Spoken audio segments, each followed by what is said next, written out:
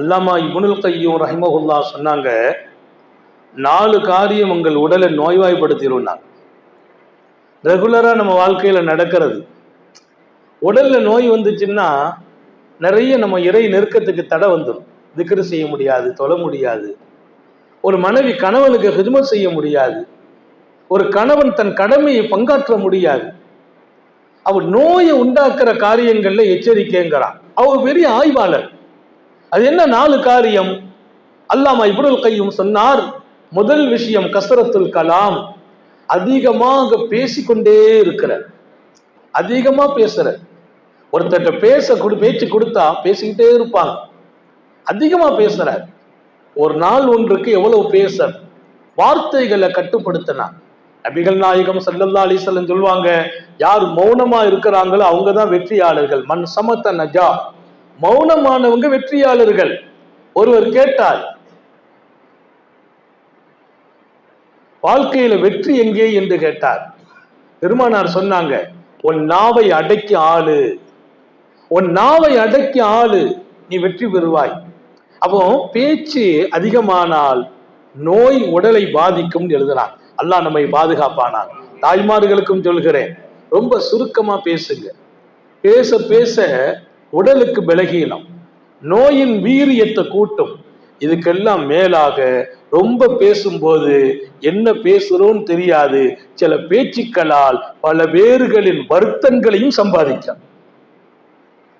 நம்ம பேசி அவங்கள காயப்படுத்திடுவோம், கஷ்டப்படுத்திடுவோம். அதிக நேரம் மௌனமா இருக்கிறது, தேவை வந்தாத்தான் பேசுறது. இந்த வாழ்க்கை ஞானிகள் இடத்தில் இருந்தது, நபியினுடைய சுன்னத் அது. அப்ப நம்ம உடலுக்கு வரக்கூடிய நோயை தக்காரமா நம்ம தடுத்து வைக்கிறதுக்கு நாவும் ஒரு பெரிய காரணம் என்கிறார்கள். 2வது விஷயம் கசரத்து நோமுன்னாங்க, அதிகமா தூங்குறது. யார்? அல்லாமா இப்னுல் கையூம் சொல்றார், அதிகமா தூங்குறது. சில பேரை பார்த்தீங்கன்னா கணக்கில்லாம தூக்கம். இன்னைக்கு விஞ்ஞானம், அறிவியல் உலகம், மருத்துவம் குறைஞ்சபட்சம் இல்ல கூடுனபட்சம் 8 மணி நேரம் தூங்க சொல்லுது. 6 to 8 அவ்வளவுதான். 6 மணி நேரத்திலிருந்து 8 மணி நேரத்துக்குள்ள தூங்கணும். அல்லாஹ் குர்ஆன்ல சொல்றான், வஜஅல்னா நௌமக்கும் சுபாத்தா, தூக்கத்தை உடல் ஆரோக்கியத்துக்காக கொடுத்தோங்கிறான். நம்ம உடல் ஆரோக்கியமா இருக்கணுமா, தூங்கணும். தூங்காம இருந்துட்டோம்னா ஆரோக்கியம் போயிடும். ஒரு நாள் தூங்கல, மறுநாள் நம்ம ரெகுலர் வேலையை கூட செய்ய முடியாது. அதனால இரவுல தூக்கம் இல்லாம தவிக்கிறவங்க அதை பாதுகாக்கணும். அதுக்காக நிறைய துஆக்கள் இருக்குது. இன்ஷா அல்லாஹ் வாய்ப்பு வரும்போது நான் சொல்வேன். அதையெல்லாம் நம்ம எடுத்து தூங்கணும். ஆனால் அதிகம் தூங்கக்கூடாது. சில பேர் ராத்திரி படுத்தாங்கன்னா காலையில 12 வரைக்கும் தூங்குறாங்க, பகல் பூரா தூக்கத்திலே கழிக்கிறாங்க. அதனால என்ன ஏற்படும்? உடல்ல நோய் ஏற்படும், ரத்த ஓட்டம் குறைஞ்சிரும், அங்கங்க பிளட் ஜாம் ஆயிரும். அந்தந்த நேரத்தில் அந்தந்த இயக்கம் இருக்கான். அதிகாலையில எழுந்திருப்பதே ஆரோக்கியம் என்று எழுதுறான். தஹஜ்ஜுக்கு எழுந்திருச்சு பாருங்க, சுபுக்கு எழுந்திருச்சு பாருங்க, உடல் நல்ல இயங்கி கொண்டு இருக்கும். அப்போ அதிக தூக்கம் என்பது உன் உடலுக்கு வியாதியை கொடுக்கும். 3வது கஸ்ரத்துல் அக்ல், அதிகம் சாப்பிடுறது. நபி பெருமானார் அழகா சொல்வாங்க, நல்ல சுவையான உணவா இருக்கட்டும், சுவையே இல்லாம இருக்கட்டும், நல்ல பசியோடு சாப்பிடுற நேரமா இருக்கட்டும், பசி இல்லாம சாப்பிடுறதா இருக்கட்டும், நல்ல ஞாபகம் வச்சுக்கங்க, எப்போதும் உங்கள் வயிற்றில் 3ல் 1 பாகம் காலியாகவே இருக்கட்டும். 1500 ஆண்டுகளுக்கு முன்னால் அறிவியல் உலகம் வளரவில்லை, மருத்துவம் வளரவில்லை, விஞ்ஞானம் வளரவில்லை. உத்தம நபியே மிகப்பெரிய மருத்துவ நிபுணர், மிகப்பெரிய டாக்டர் முஹம்மது ரசூலுல்லாஹ். அவங்க சொன்னாங்க 3ல் 1 பாகம் வயிறு காலியா இருக்கான்.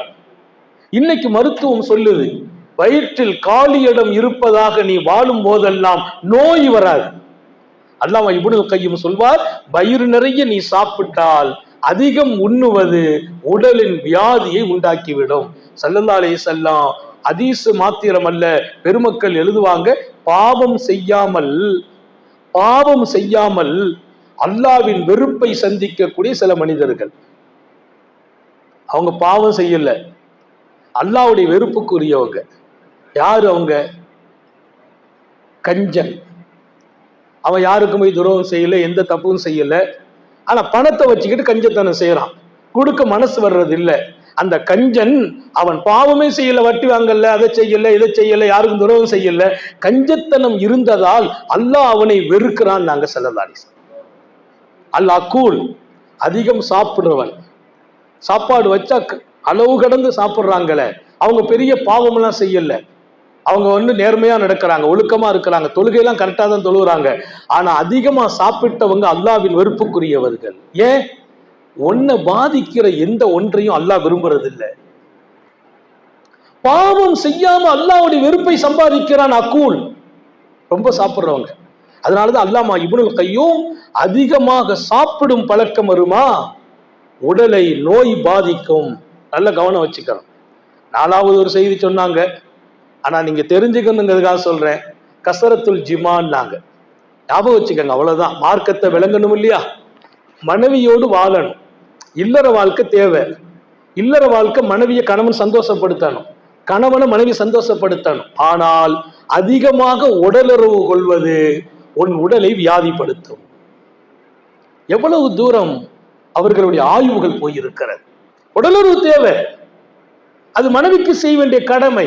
கணவன் தன்னுடைய மனைவிக்கும், மனைவி கணவனுக்கும் மகிழ்ச்சியை கொடுக்கணும். அதுவே அதிகமானால் உடல் வியாதிப்பட்டு விடும். நல்ல தெம்பா இருக்க வேண்டிய காலத்துல தெம்ப இழந்துருவீங்க. அப்போ நம்முடைய வாழ்க்கையிலே ஆரோக்கியம் என்பது நம்முடைய இறை தொடர்புக்கு மிக